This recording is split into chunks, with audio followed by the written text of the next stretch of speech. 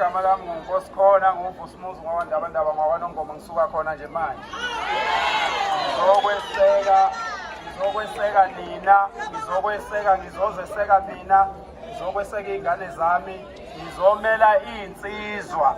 Njengoba ngikhona la zikhona zonke insizwa ngomdidiyelwa kwaNongoma mina kwaMandlakazi.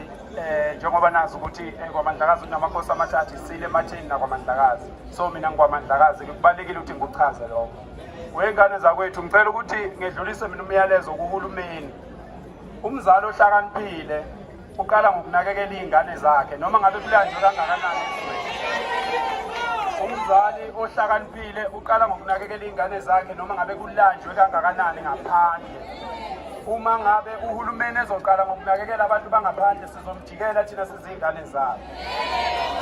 Futhi ngicela ukusho ukuthi uhulumeni angalenzi iphutha lokucabanga ukuthi khona into engavimba thina la eSouth Africa uma sifuna ukulwisa abantu bangaphandle.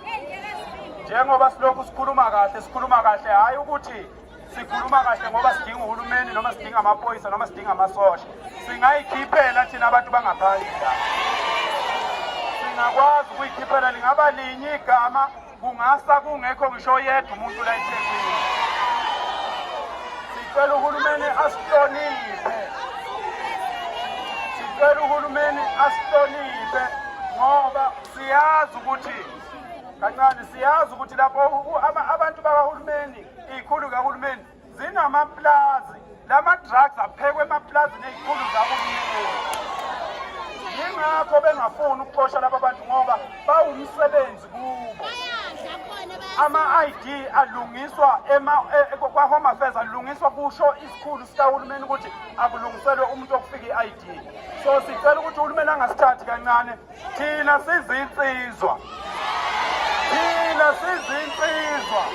Singayivala yonke lento eyenzakalayo. Siyathokoza kakhulu. Wandile Matodo.